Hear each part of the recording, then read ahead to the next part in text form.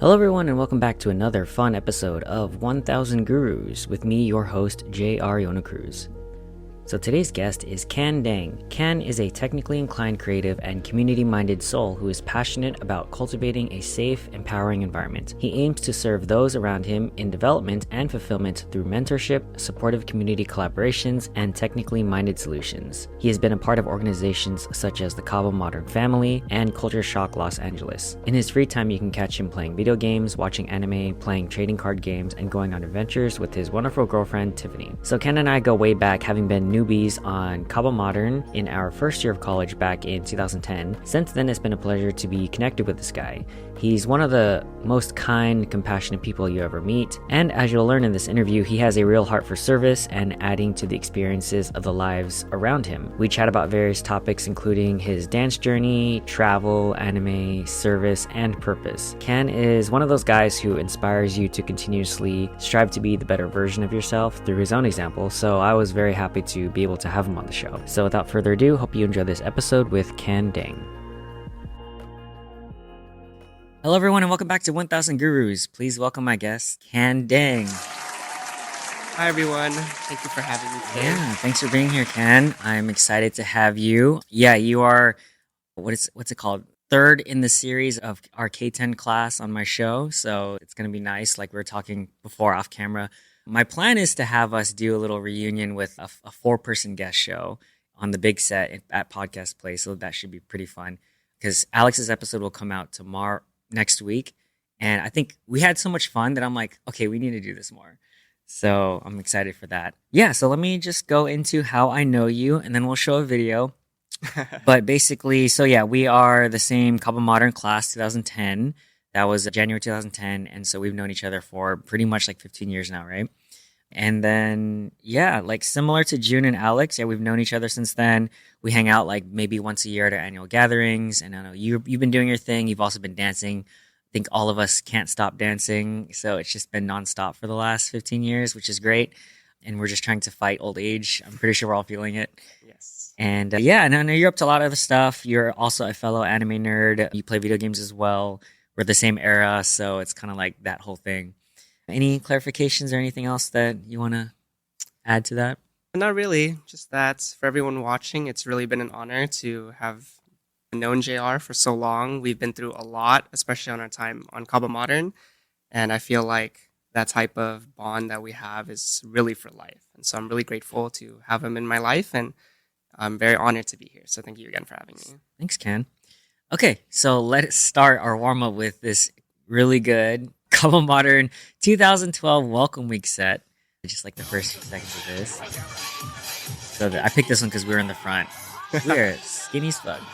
Yes. Who choreographed this?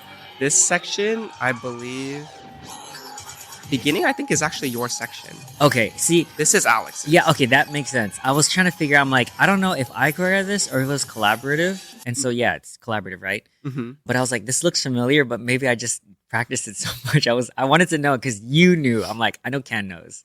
Yes. Yeah, but there's a lot of videos I could have shown, but that was just for fun. Cool. Yeah. Anything else you want to clarify before we jump into topics?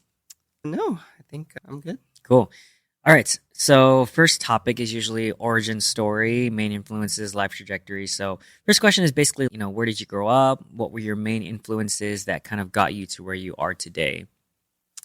Yeah, I guess since our relationship is through dance, I can talk about my dance origin story, I guess. So I went to a high school in Cyprus called Oxford Academy, and it's kind of like a college prep school where your curriculum is really set out for you. You don't get to choose any of your classes. The only thing you can choose is which elective pathway you can take. And so my options were choir, art, or band. And I had already taken art in junior high, and I kind of wanted to try something new. And for band, you had to buy your own instrument. So I didn't want to do that either. Interestingly, I chose choir, even though still to this day, I would say I don't know how to sing and I avoid singing at all costs. But funnily enough, the choir program had an after-school dance program. And I was like, what's the worst that could happen? So I'll just try it. It looked fun. And so I started the program, and it was actually led by someone from the dance community. Her name's Lizzie, and she was from Pac Modern. And so I got a lot of my exposure to a lot of different art forms and the dance community through that. And she told me about PAX like intensive, which was PAC camp at the time. And so I went to that and I learned that's like the very first time I learned like locking, breaking, popping, house. I did that and I actually met some at the time Kaba kids. I believe John and Amy were there and they told me about Kaba kids. And then the intensive ended and I went back to school and I found out that Kaba kids were actually at my school. So they told me about it as well. And so I was like, I think it could be fun. That's pretty much my mindset as a kid, right? If it's fun, I'll try it. And so I auditioned and miraculously I made it because whenever I watch that video, I die a little bit inside. This is for Kaba Kids. This is for Kaba Kids. What year was this? This is 2007. Okay. And at the time, it was known as Creative Movement, actually. Right.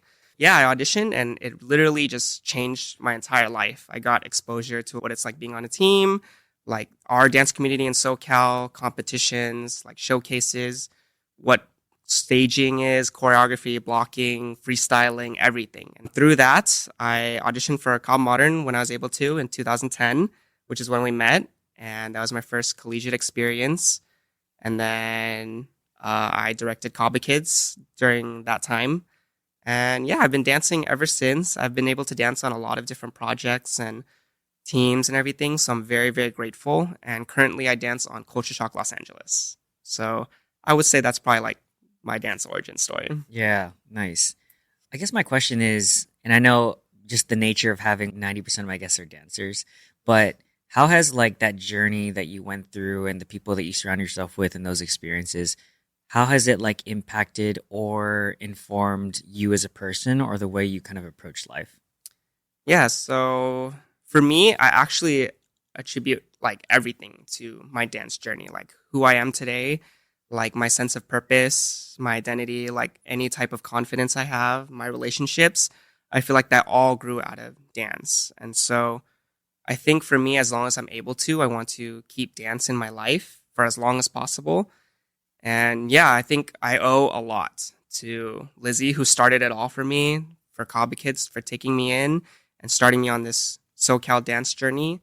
And yeah, I think to me, even if maybe I won't be like so intense with dance in the future, I know it will always be a part of me. And I really, really, really credit it to making me the person I am today. Mm. Are there some characteristics or aspects of yourself that you feel like you got from your dance journey and experience? I know that's probably like a big, wide thing, right? Mm-hmm. But is there anything that you can point to that'd be like, yeah, I would definitely be more like this if it wasn't for these people in my life? I think the biggest thing is that if I did not have dance, I feel like I would actually be a lot more introverted. And so because of dance and dance teams in general are like very social, they have very social dynamics. I feel like because of that, I really learn how to interact with people, like how to make people feel comfortable, like how to create friendships, how to have a good time. I know I like to have a lot of fun, and sometimes that involves like just being a goofball, or like trolling people or watching really old videos of people. I know a lot of people have had that candid experience where I bring up like an old video or old performance. So yeah, I think that's definitely one of the things that I got out of dance. And another thing I think is my leadership experience. I think because I was able to direct Kaba Kids for so long, I feel like I'm a lot more organized for sure. And I like to be more hands-on and kind of be in control of like my own destiny and things like that. So yeah, I would say those two things are the biggest things I got out of my dance experience for sure. I was going to ask, so what were some of the dance related things or achievements that you're most proud of? Just to point to like what you have built or accomplished over your dance career. And I guess what kind of takeaways would you give to the audience or stuff that you've learned that's really helped you along the way in those achievements? Yeah, thank you for asking. For sure, I think the story that I like to tell the most is that I was fortunate enough to direct Kaba Kids HHI from 2015 to 2018 with several different groups of kids and people. And I'm very proud of that experience because during that streak, we actually managed to get a medal every year, every one of those years, and go to Worlds, which up until then was like, it seemed like such a hard journey to do. I myself have done HHI and I had never gone to Worlds myself. And to have this experience where a lot is riding on the decisions you make, and like seeing how bad the kids like really want to do well. I think that was probably the most fulfilling part. I remember each year before they announced the standings, there's like a little countdown or drum roll, and we're all like just huddled together, like praying that we advance. And to hear them say Kaba kids is like a feeling I'll never, ever, ever forget. And I think even 50 years from now, I'll look back and I'll watch those videos and I'll reminisce about the times we had. And I feel like during that journey, it really made me learn that at that time, I feel like that was like my purpose, to direct Kaba kids, to be a part of their lives and to do everything in my power to make their dreams happen. And I'm very grateful for everyone who supported me and who was a part of that journey, like the other directors who were a part of it, the kids, the parents, the choreographers, my friends, something like that. It really shows that if you believe in something, you will find other people to support you to do it. And so my takeaway is that if you are fortunate enough to find something that gives you purpose, to really hold on to it and put your all into it, because you never know when an opportunity like that will come again. And I still talk to just about every one of those kids today. I see them. They're grown adults. Some of them dance for a living, which is amazing. Some of them have grown to become like just amazing, amazing people. And to have that connection that connects all of us is truly like a blessing. And I'm very, very grateful for that experience. Yeah. I think we'll go circle back to like directorship and service and purpose as well, because I think that's another topic I want to get on. I think last thing on this sort of area is maybe what were some of the hardest challenges that you faced, maybe as a director, but also maybe just in dance in general, that you felt like you've grown from? I think for me, I remember being on Modern. There was a lot of times where I kind of lost belief in myself, because I feel like the people we got to dance with, they were amazing dancers, choreographers, like brilliant minds. And there was a lot of times where I felt like I was maybe not just there, but like I wasn't carrying my weight. And so I think every dancer experiences this. And so mine just happened to be while we were on Modern together. And yeah, I just remember being like, dang, this is like so hard. I don't know what to do. I feel like I've hit a wall. And I actually felt like this recently as well. So it's like not a one-time thing. Yeah, it's going to happen again. Yeah. Yeah. And so I think just remembering that that's part of the experience, that it's natural, like to hit a wall, to feel like you stop growing, to, maybe just you feel like you aren't as far as you want to be. Yeah. And I feel like from that experience, I really learned that comparing yourself is extremely unhealthy, because everyone is on like a different journey and everyone has a different experience and everyone has different strengths and weaknesses. And so I try to tell myself, like, if I'm not as strong in some areas, I can make up for it in other areas, or it's just something I have to work harder towards. Mm-hmm. Yeah. But those times were tough. That's for sure. Yeah. And again, this is on Alex's episode too, but it's like we were talking about how joining as a newbie, first year especially on Modern, and everyone is so talented, it makes you feel like crap, because you're like, man, I am like imposter syndrome. Like, what am I doing here? So it's kind of a common experience. But I was like, but caveat, Alex Cristal was like the top of the bottom of the food chain. So he was he had pieces in the set, and like people like us were like struggling. I mean, not you. Your choreographing was great, but I was just like, I'm only here because I can backflip. So, so I just had to work hard, but it was inspiring because obviously being in those situations is the most growth opportunity. Mm-hmm. So yeah, like I totally iterate what you said. I just want to clarify. He is correct that Alex Cristal from our class was like superstar already. We like joined the team, and then he's like the only person being blocked like center, as a newbie for a piece that's not even his, and that's like unheard of at the time. So yeah, but also I'd like to clarify that JR was already also really good, and he was the only newbie blocked in Sean Duong's first section of Closer. I remember because back center, my favorite spot. I mean, on stage is on stage. No. It's kind of sounds joking, but I'm actually serious. I do like back center, but it's just so funny that I was back center for that piece. Yeah, I love that piece. I remember we were like doing staging and then JR got blocked and we're on the wing. We're like on the side of our practice area and we're like, damn, that guy is so lucky. Dude, that piece is so good. I was pretty grateful to be in that. hmm All right. Anything, actually, last thing on that, I guess, what advice would you give someone? I know we're mostly talking about dance, and I know some of these things can translate into other areas, I guess, mindset and feeling like that. But any last piece of advice you would give for someone starting out who's, let's say, minus 15 years of you, right, where hmm you started? What pieces of advice would you give that person?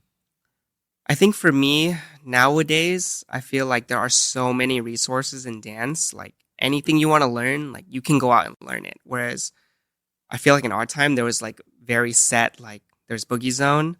There was like teams would have workshops, but that would kind of be like the extent of it. You're kind of at the mercy of what people are willing to offer at the time and the opportunity of like studio space and stuff like that. But nowadays, like there are so many dance studios, there's so many dance teams, there's so many sessions, there's so many people willing to teach you. And so I guess my advice for anyone who's like trying to start dancing now, or if maybe if I started dancing now, is just whatever you find yourself interested in, even if it's a little bit, to just go out and learn it. If it's an art form like breaking, go to a session, find like a teacher, go to like whoever you know would be willing to teach you. If you want to learn choreography, there's classes that are like starter, very, very beginner level, like where you just learn how to groove and do like body awareness. Or if you're like crazy naturally talented, there's like industry level master classes like everywhere. And so if you look, you will find it. And if you love it enough, you will make the time for it for sure. Yeah. So, yeah. And also, it's okay if you're not sure as well. You know, I think some people feel like they have to be like 100% in all the time, but it's okay to go through ebbs and flows too. So, it's a balance of really figuring out what you want so you can really have targeted practice or targeted like emphasis or intention, I think. Yeah. My last thoughts on that is just to edify Ken a little bit, but what I always admired about Ken is that he was the type of guy who was doing a lot of stuff he was interested in, but even especially in dance, he was always the guy practicing on the sides, but also trying out the different styles and really trying to get it. Whereas other dancers you might see, not necessarily in modern, but in other places where they're kind of set in their what they're doing, and that's totally fine. But what I always looked up to you about was like you're always the guy who was practicing on the sides, drilling different styles that were not your main most comfortable style. And I think like on Alex's episode, we talked about that kind of our mindsets of, okay, we got to work hard because we don't feel like we belong here, actually set us up for more success down the line because now we're actually intentionally drilling and trying to reach that. But I really appreciated that. Like your mindset really speaks volumes to that. Thank you. All right, so let's pivot to the next topic. So this is a huge change. So this is the fun one: anime, games, fun stuff, etc. So we'll see where this goes. My first question is basically, what are some of the biggest things that you're into these days? So as a nerd, I'm sure you can go for hours on this, but what are some of the biggest things you're into? Yeah, I would say, I guess like targeted ones. I still love anime. I've been watching anime since you had to like go on YouTube and watch it in 3 parts in 240p, and you'd have to know the episode number or you try to find it online. I love playing video games. I wish that's one of the things I wish I had more time for. I feel like there's so many different experiences to have through video games. And recently, my girlfriend and I have been like really trying to travel and experience the world and different cultures and just different aspects of life. But I'm sure we're going to talk a lot about anime and video games right now. So, yeah. I was going to ask, so top of mind, what are some of your biggest anime recs and or video game recs? So the anime I always recommend to anyone who asks me, because I think it's so universal, is Haikyuu. And I think I've thought about it and for a while now, and I think the Haikyuu is my favorite anime of all time. And I say that because, you know, when I started watching it, I didn't know anything about volleyball. I guess for anyone watching who hasn't heard of Haikyuu, it's a anime that involves volleyball, but I would say it's not specifically about volleyball. Haikyuu is my favorite because it's really based on character development and how people relate to each other and really wanting to make yourself and the team better. And volleyball is just the vehicle in which it's carried out. So if you haven't watched it, I highly recommend it. I'm sure like if you enjoy character development, like there's no way you won't like it. There's so many amazing moments in it. And one of the things that I love about it is that there's no like bad guy, I guess. There's no like evil. It's just different people. Different perspectives, different teams, stuff like that. Yes. And so my favorite character is also not even on the main team. And I think I would say actually my top two favorite characters are not even on the main team. So I think that says a lot about the writing and how it's paced and everything that goes on. In terms of video games, right now I'm playing Final Fantasy VII Rebirth, which is a crazy game. It's so big. There's so much content in it. And it reminds me of like when we were little and we would play like the original Final Fantasy VII on the PS1. And there's like just so much content. And I feel like it gives me that childlike wonder. So I would recommend that. And then the other game I would recommend is called Stardew Valley, which is like a cozy game. It involves like farming. It's my girlfriend's favorite game that I recommended to her. Which platform? She's playing it on the Switch. Okay. But I also have it on the PC. And honestly, I would dip again if I needed to. But for sure, I think in terms of return value per dollar, I would say Stardew has given me so much value. So, Sorry, what is it called? Stardew? Stardew Valley, yeah. Stardew. How do you spell that? Star and then DEW and then Valley. Okay, this is for me taking notes later on. Cool. Yeah, Haikyuu is definitely on the top of my list. Just haven't. It's what, 5 seasons, something like that, 6 seasons. I believe there's 4 seasons 4 and a seasons. movie. Okay, so I watched the movie, not having watched the anime. It was fantastic. I loved it, but I'm like, I don't know what's going on. I don't know who these people are, but this is amazing. I love this, so it's at the top of my list. And I also have a Haikyuu like outfit, like the jersey set, because we did it for a anime convention, Pasadena one, and so we did a K-pop set to it. So my favorite number is 11, so I'm the 11 dude. So I'm like, I guess this is my favorite character now. I don't know who this is. He's with the glasses, right? I think. Is he the tall one? I don't remember. I think so. Okay. Because when I was watching the movie, I was like, oh, it's the 11 dude. That's me. Okay. The 11 dude, if he's the one with the glasses, the tall guy, I think his Like name's white hair or something like that, If he has or silver hair. Or something? goggles, I think he's blonde. Oh, okay, never mind. I think. And his name's Tsukishima. He has literally the best moment in the anime in season 3. Really? So, Okay, now I gotta. yeah. Now I'm looking forward to season 3 when I get there. Yeah. Nice. Yeah, I was. Okay, sorry. Those are good recs. I was gonna say, well, you answered favorite anime, which was my next one, and then why you answered that. Do you have any favorite genres? Because I have some thoughts on that too. Yeah. I think Ken is actually the guy who I go to for anime recs. Like before, I have a list just from Ken, so I'm going through those. But yeah, he's good hot takes or good takes.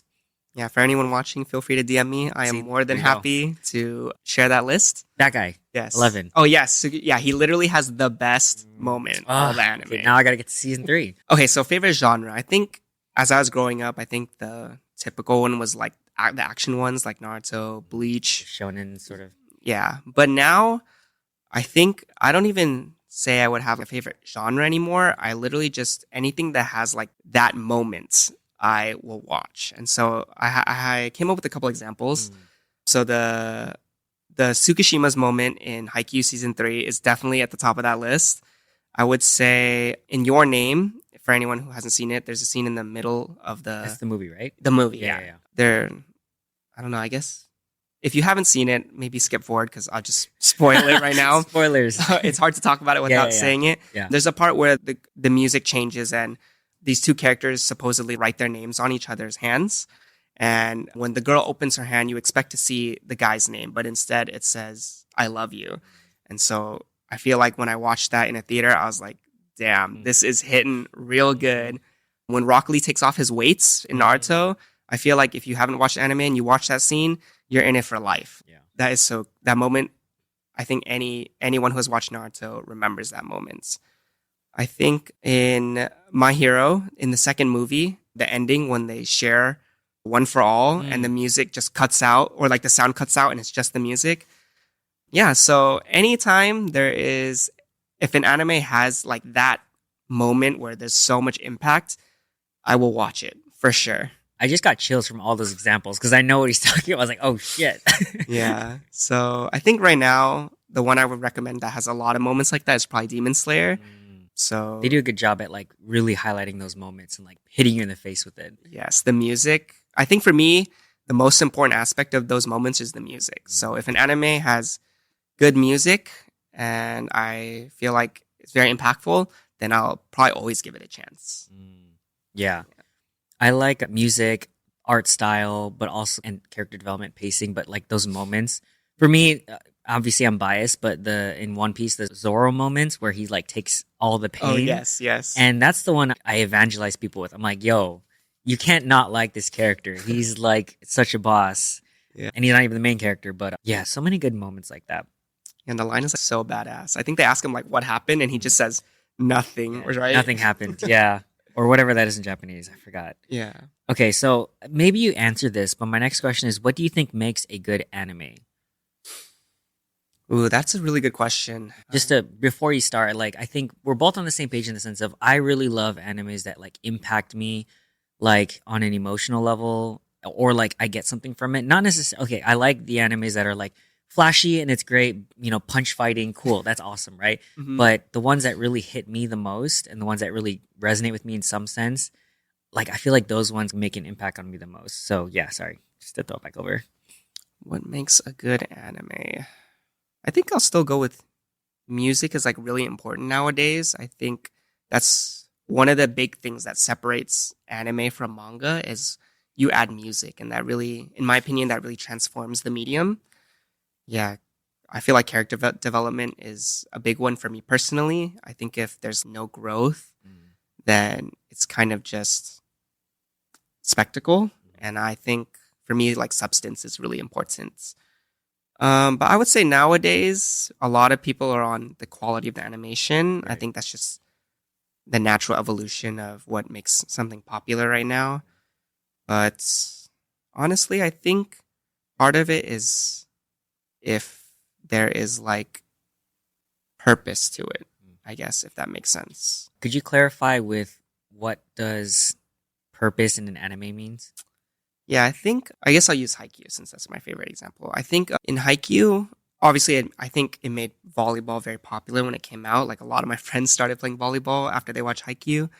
But to me, my interpretation of Haikyuu is that it encourages you to find something that you love. And I don't want to spoil it for you, but for Tsukishima, that's like a big important part of his development is finding something he enjoys just to enjoy it. And so I feel like that's why Haikyuu has resonated with me. For One Piece, I mean, obviously, besides like finding the One Piece, it's really about the Straw Hat Crew, in my opinion. It's like people will join Luffy because he's so singular in his purpose and he will like never forsake his friends. And so I think One Piece teaches us about the importance of finding our people and like being ourself around them. And yeah, I'm trying to think of another one. Are there any you that resonate with you that you think? Yeah, I think on in addition to that purpose thing, because I resonate with that because I guess I interpret it in terms of characters too, which is some people like the relatable characters who like they keep messing up. For me personally, I think that's kind of annoying. The characters that I love are the characters that I want to aspire to be like, right? Whether it's someone like Zoro who has unwavering loyalty and discipline and dedication and would sacrifice everything for his friends or his family, or other characters like that where, oh, this is someone that I would look up to or someone who I aspire to be like, even if it's not real, even like Tanjiro or even like Deku, right? Those people who are maybe too Jesus-like and too caring and stuff like that. Even then, I still would rather watch something where I can aspire to be like that person rather than, and again, this is just a personal opinion, than an anime where it's like, oh, everyone's messed up and they're kind of annoying and they kind of keep doing all this other stuff.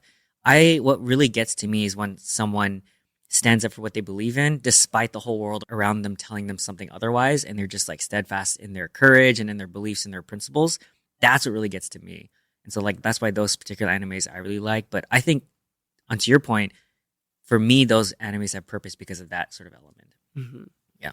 Yeah, I definitely agree with that. And I think that's what makes anime such an amazing medium to consume is that there's so many different stories to tell and there's so many different like character types and tropes.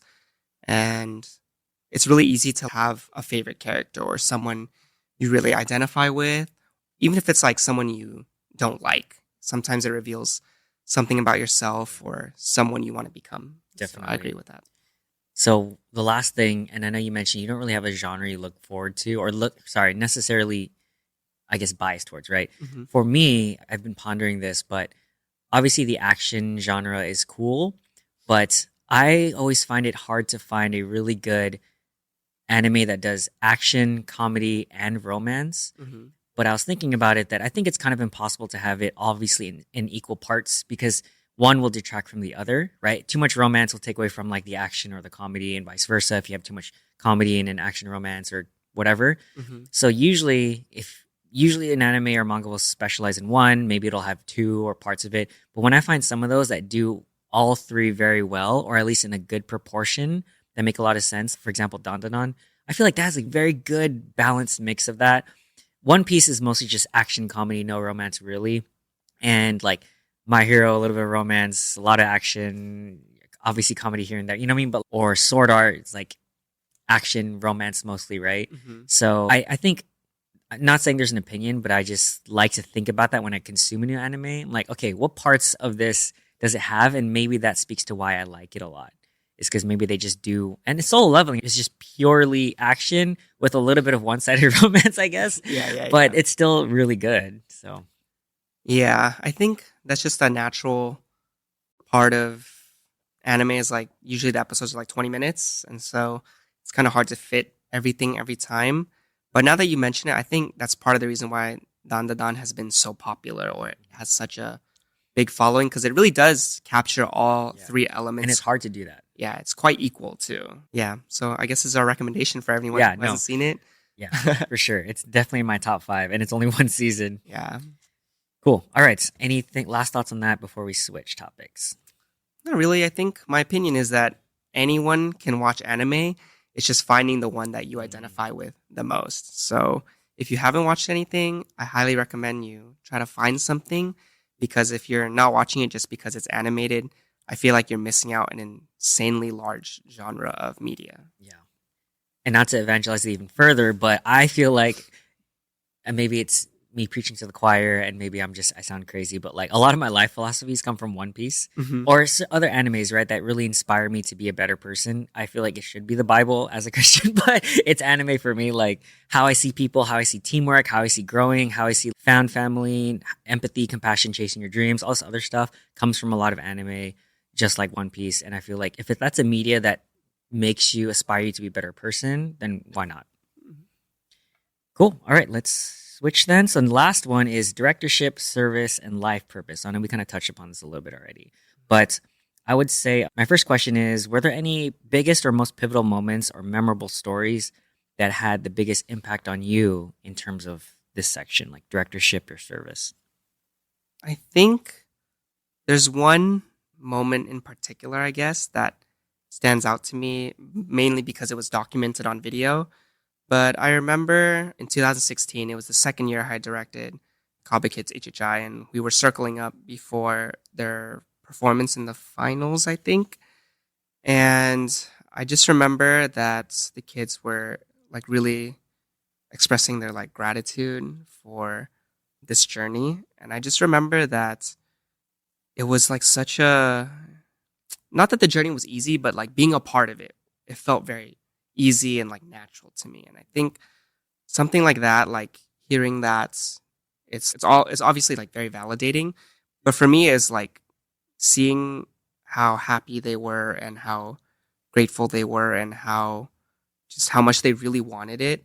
It I feel like it just really humbled me. There's so many big things that we can be a part of that can change like a person's life. And I think not that that's the only pivotal moment, but it's just mainly stuff like that. Like just knowing that something you did, like the small moment in time can have a ripple effect that can last through the years.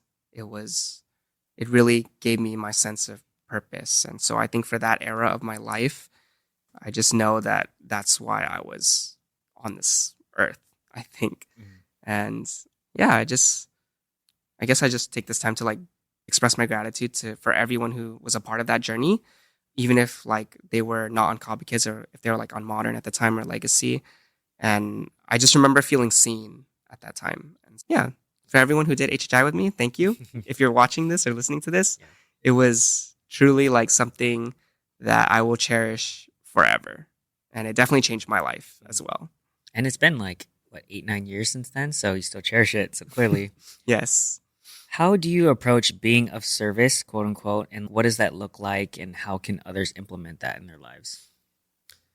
I think for me, I guess like my personal definition of being of service is, I guess, to do something for others where you like don't get a return or the intention is not to get something in return, I guess. And I think being of service to me is very important to my identity because I feel like growing up, a lot of people helped me of their own like own free will and like charity. They did never ever ask for anything in return. They were always so willing to help. And I think that really shaped my view of the world where I could be like that too, you know? Like when I was a kid, like I didn't drive, obviously. So for people to offer to take me to and from practice or workshops or intensives or anything like that, that's like a big ask, you know, like people, if they're willing to drive out of their way to pick you up and to drop you off and, you know, they don't ask for anything in return, that really says a lot about their character.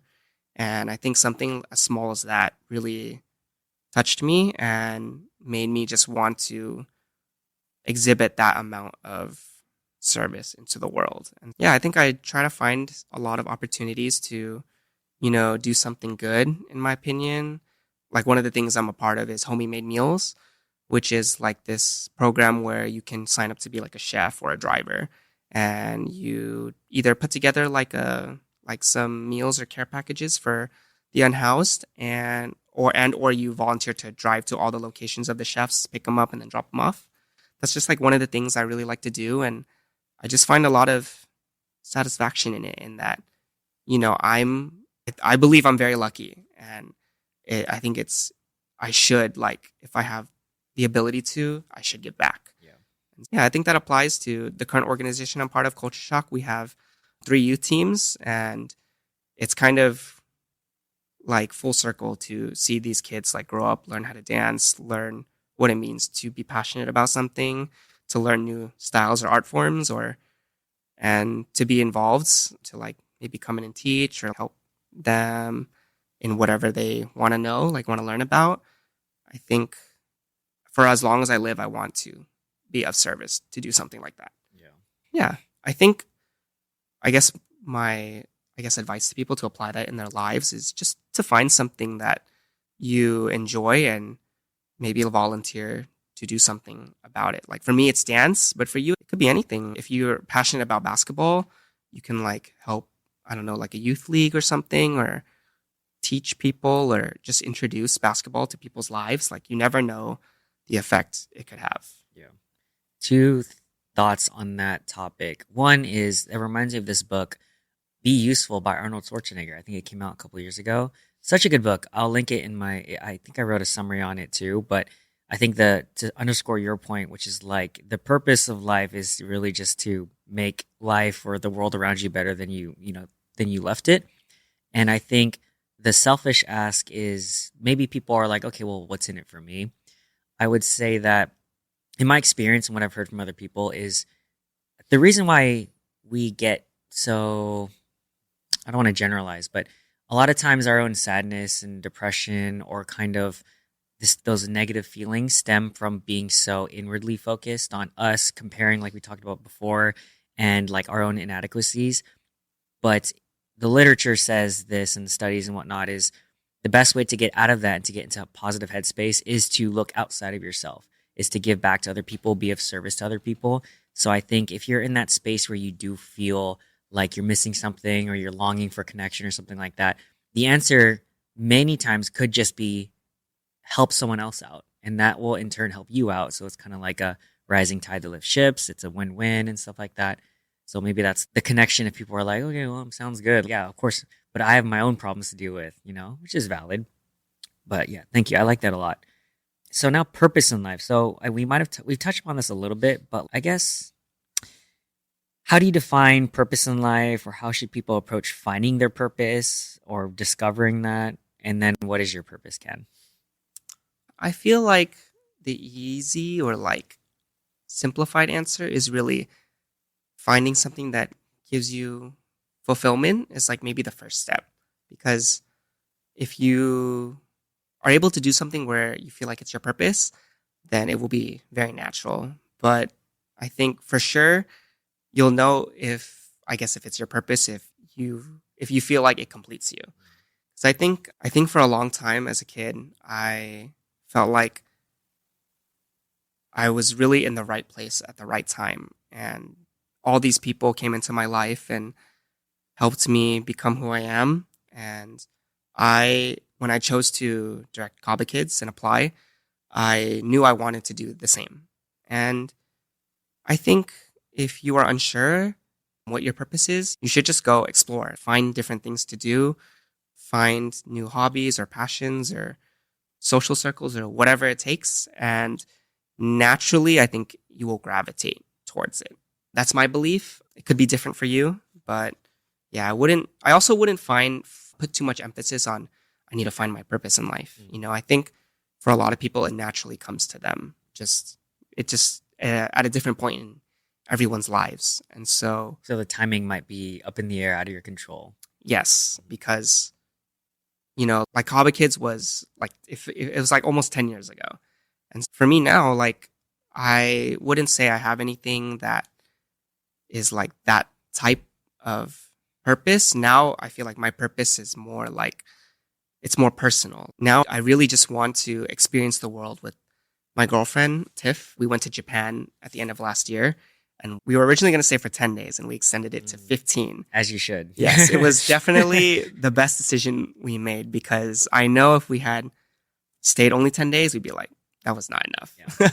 But to get to that point, I think exploring the world with her and experiencing a new culture, a new like type of society and everything like that, first of all, like, it rejuvenated us. Oh yeah, that's us. Oh, cute. Ang cute naman. Yeah, that was us in Japan. And yeah, we got to see the Gundam. We ate amazing food. We met amazing people. Oh my God, I think that's the best ice cream. No, for sure. I think I've had that before 2 years ago. It's so good. Yeah. It's just cute. Us like not worrying about anything except how to have a good time. And yeah, I think now we just want to experience that type of happiness, And so we've been trying different things. Like, we started picking up tennis, and we still take dance classes together, watch new TV shows, new things like that. So yeah, I'm sure we will find, or I will find, and she will find something that kind of fulfills another purpose. Right. And yeah. I like that a lot. I feel like it's, the purpose doesn't have to be, I'm going to find a cure for cancer, right? Right. Your purpose could be like, I want to enjoy my life with the people I care about, experience, and basically make the most of my time and just feel happy and fulfilled. And I think that, I wouldn't underscore being your best, happiest self as a way to improve the world as well, right? Yeah, I think I agree with the opinion where it's hard to fill everyone else's cup if your cup is empty. So I think you have to take care of yourself first before trying to do something like super grand. Right. Yeah. Put on your mask first or learn how to swim before you try to save someone else drowning. Yes. And a fun fact, I am not confident in my ability to swim, actually. There you go. So.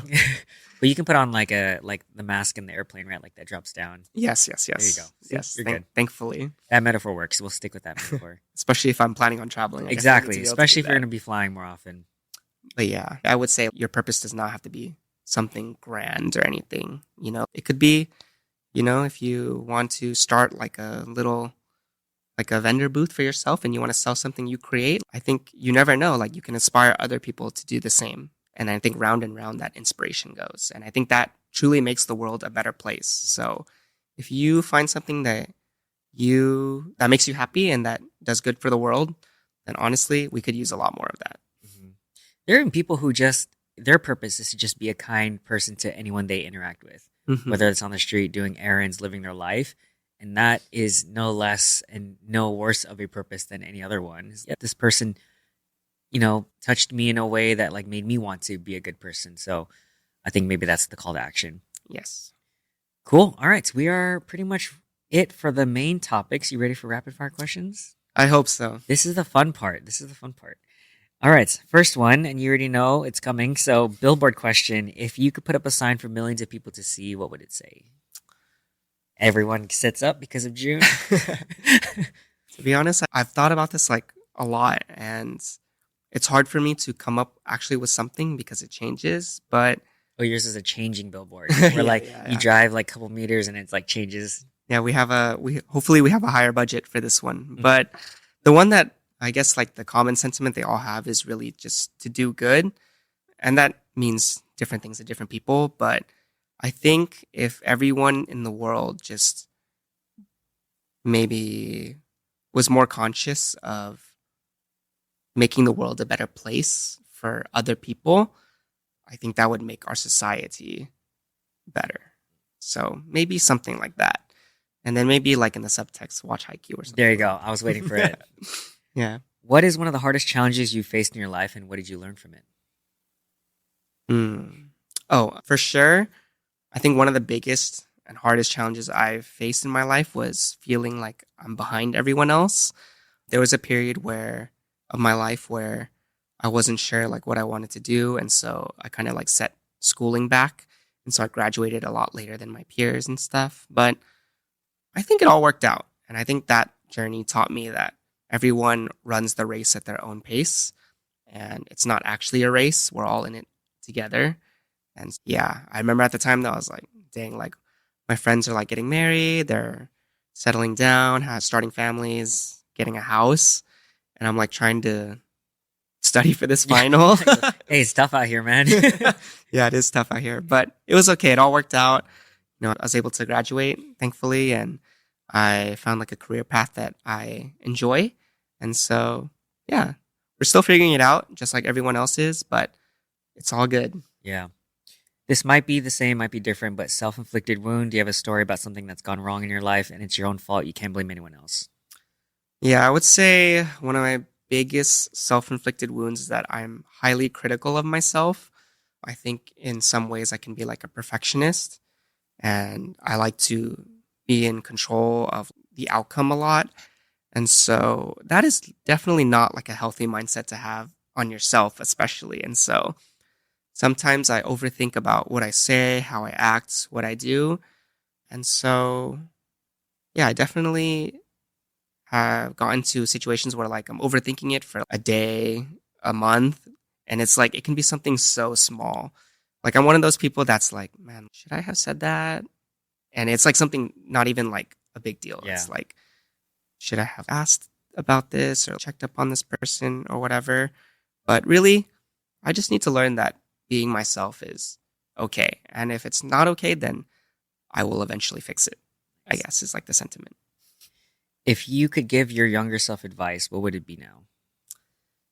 I think one of the things that I could have been better at is being more intentional and having more focus. I think maybe I was a little too go with the flow, or maybe I trusted that the universe would work out a little too much. And maybe I could be maybe in a better spot in some ways if I had just been like, leaned in that direction a little bit. Yeah, or buckled down and really like, this is important. Take care of this early so you don't have to worry about it later.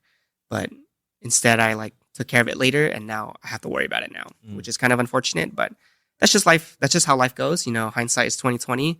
If we could see the future, then that would be like the ultimate superpower. We'd all be rich. Yes, and then no one would be rich. In the last few years, what new belief, behavior, or habit has improved your life? What new habit? If anything. There's definitely some. I think I've been more conscious of being like physically active, especially I think as you get older, it's really important to, stretch or drink water, sleep. Yeah, sleep is a really big one. I think when you're younger, you're like, it's like one of those things where like there's like three things and you can only choose two of them. And I say most people our age sacrifice sleep, which is very unhealthy in hindsight, but we're trying our best here. So sleep more, be physically active, and yeah, maybe try to save money earlier There you because go. compound interest is like a big thing. Oh, it is. What is it, like the most powerful force in the universe or something like that? Something like that. Behind love, I don't know. On the topic of no sleep, like one of the hell weeks for Kaba Modern, I stayed up for literally 3 days, like almost 72 hours. I'm pretty sure my lifespan shortened after that. it was seriously like modern practice, class in the morning, worked at Jamba Juice, went straight back to practice, class in the morning, worked at Jamba Juice, practice again.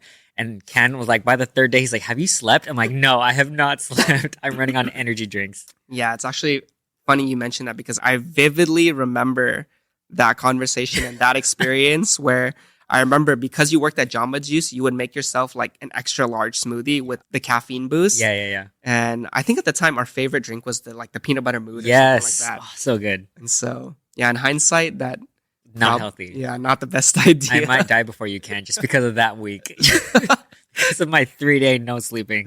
Yeah, that was a crazy time. Wouldn't I guess recommend it. for people who weren't a part of that time, I think it's really good that you don't have to be a part of that time. And for everyone who was a part of that time, I honestly can't believe we did that and we're still here. Cherish the memory. Cherish the memory. Yeah. All right. Who would you call successful and how do you define success? Ooh, that is a good question. I think a long time ago, I would call the stereotypical like financially secure, like has their own home, like is whatever, like successful. But I think nowadays those are all important. Don't get me wrong. Like it's expensive to live for sure. But I would say the people I consider the most successful right now are the people who are most happy with their life because life is hard. It's really hard. There's no like guidebook. If you do these things, like your life is set. It's different for every person. Everyone starts out in a different situation. Everyone has different desires, and people who really carve out their life the way they want to in a way that they're happy, I respect a lot. It doesn't have to be like traditional, but yeah, like a lot of my friends who took a lot of risks to pursue the path they're on, they are like the happiest people in the world. And I think that's something everyone wants, to be happy. And so more than financial, more than prestigious, happiness for me is what defines someone's success. I love that. Happiness is the new currency. Yes. All right. This is a new end of season 3 question, but the normal question is if you knew you couldn't fail, what would you try? But this question is if you knew you would fail, what would you be doing anyway?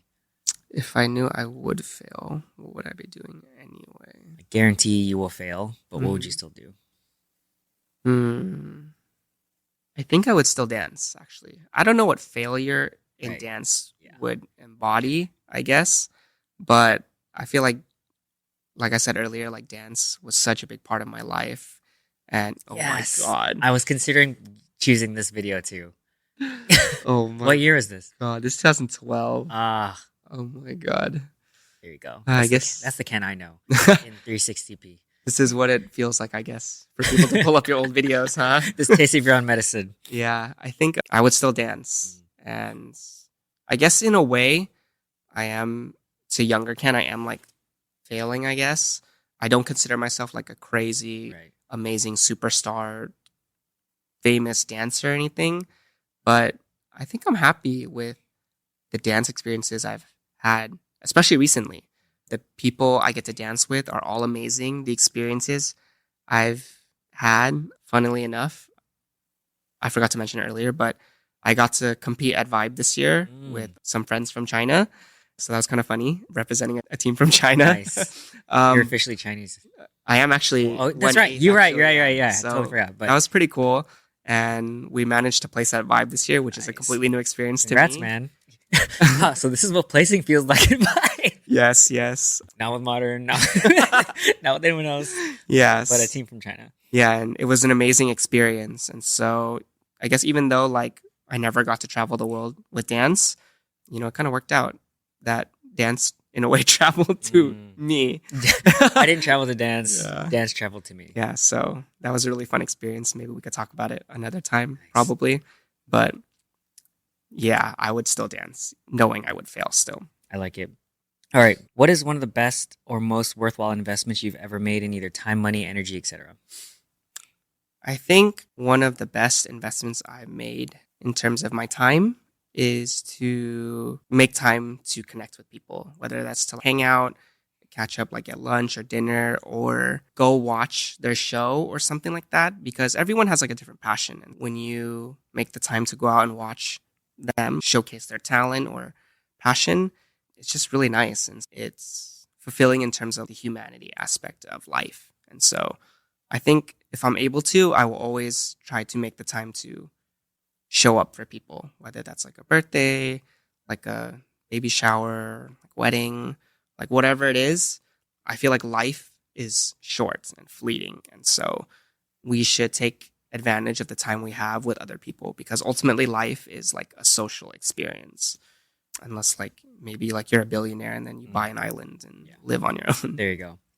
I like that. And to underscore that, Ken is really a guy who shows up for people, which I really admire and respect about him. So yeah, he's practicing what he preaches. So I appreciate that. Last two. Favorite recent purchase in the $50 to $100 range that has impacted your life the most in the last 6 months? I actually bought a Kindle in the last year, but it doesn't have to be a Kindle. It could be any type of e-reader. I would recommend getting one because after buying one, I noticed that it was easier to just get started on reading, whether that's like manga or a book. Yeah, they go on sale quite often, so I would recommend one. And What's the range? the Kindle I got was, I think it was like it was like a refurbished sale, so I actually got it for $100. Okay, and so and that's like a pretty good deal. in my opinion, it was a good deal. I know it's $100 for like an e-reader can be considered expensive because like life is expensive. But I know there's a lot cheaper ones, probably in the $50 or less range. Okay. And it's nice carrying all your books with you in a small tablet. Nice. I think you're like the second or third person to say Kindle. So I think maybe if I get one or two more recommendations, I'll buy one. But I do audiobooks, obviously. So, yeah, but I like it. All right, last one. Favorite books, movies, videos, articles, media, or anything that you recommend or share the most besides Haikyuu and any anime we mentioned? Okay, so for a book, I would recommend Atomic Habits. That's a book I've read 2 or 3 times. I try to reread it every time I feel like I'm in a rut or I'm feeling lazy because it definitely gets me motivated again. In terms of movie, I would recommend Your Name, which is like the anime movie. Yes, Your Name. My Name. Which is an anime movie we talked about earlier in the podcast. And I think it really showcases the power of anime as a medium. It released in theaters and a lot of people went out to watch it and said it was amazing. The soundtrack is great. Yes, the soundtrack was made by Radwimps, who I had the privilege of seeing in concert live when they came here with Tiff. And so they're Japanese group? Yes, they're okay, Japanese sorry. group. Yeah. And so they did the whole soundtrack. Game, I would recommend Stardew Valley. What else? Movie I did, anime I did. Any media that you recommend or share? I think TV show. My girlfriend and I are watching The Pits. If you work in healthcare, I think it's very relevant to you. It's like a medical drama, and each episode is like 1 hour of a shift. And so it's pretty good in my opinion. Platform? I think it's on Max right now, I believe. Yeah. Cool. Nice. Thanks, man. Thanks for recapping that so I can take notes later on. All right. We are at the ending question. So gratitude. Shout out to my mom for teaching me this. Ken, what are you grateful for? I guess the first thing is I'm grateful for everyone who has been a part of my journey, whether you feel like it's in big or small amounts. Everyone who's came into my life has affected who I am today. More recent gratitudes, I'm very grateful to Homies, which is the team from China that I got to perform at Vibe with or compete at Vibe with. I'm grateful to my Culture Shock family for making me feel seen and still welcoming me back this year and allowing me to be myself and to have an outlet to dance. I'm grateful for Tiff, my girlfriend, who is an amazing partner, and I honestly would not be able to do anything I do now without her. And she has been like my rock and foundation, my biggest support, and she really believes in me way more than I believe in myself. And so to have someone like that in your life is honestly such a blessing. Yeah, I'm grateful. I could honestly go on and on. Kaba who like really shaped me as a dancer in my early years, for bringing me and JR together, for bringing a lot of my friends together to this day. To Lizzie, if you're somehow watching this, like, you really changed the trajectory of my life by introducing that community of dance to me. I know I probably tell you a lot, but I'll never stop expressing how grateful I am that because of you, like, all these doors opened for me. And it's crazy full circle because Lizzie was on Culture Shock. And so for me to join it now, or to be on it now, it's like a truly like full circle moment. And so, yeah, friends, family, everyone, thank you so much for being a part of my life. To JR, thank you so much for having me. It means a lot that you asked me to be on this podcast. And yeah, thank you to everyone watching, taking your time out of your day to listen or watch, to hear what I have to say. I'm very grateful. Nice. Thank you. If you made it this far, you got your kudos. All right. Final ask from the audience and or final takeaways you'd like them to have from this conversation. I think maybe one thing that wasn't mentioned enough was like, it's okay to ask for help. I don't think anyone goes through life on their own power. I think it really takes a village. So I think everyone out there has some type of support system. And if you unfortunately do not, then finding one will make just life so much better, I think, because I cannot imagine living my life without the support I've had. So yeah, I hope you have a good day watching, whoever is watching this or listening to this. And yeah, if you haven't watched anime, watch Haikyuu. Yes, definitely. All right, Ken. So last thing is, where can we find you if people want to check out what you're up to or connect or anything like that? Where can they find you? Just probably my Instagram is probably the easiest. It's KANDAAANG. Feel free if you have any questions or comments or anything to DM me. I'll try to get back to you as soon as I can. And yeah, make sure you like and subscribe to 1000 Gurus. Thank you. Yes, I never call to action, so I appreciate that. Yeah, if you have any thoughts, recommendations, or even referrals or people you feel would be good on the show, feel free to comment anywhere on any of our posts. I'll see it for sure. And if you want to give Ken a shout out, he's tagged in everything, so feel free to glaze him a little bit. Cool. All right, Ken, we've reached the end. Thank you so much for this talk. I really appreciate it. My gratitude goes out to you. I learned a lot, and I think the audience has taken away a lot from this, so I appreciate you. And for my final sign off, thank you guys for being here. I really appreciate it. Reminder to always be kind to other people, especially yourself. Reminder that you can always learn something from someone if you take the time to listen. So thanks for being here.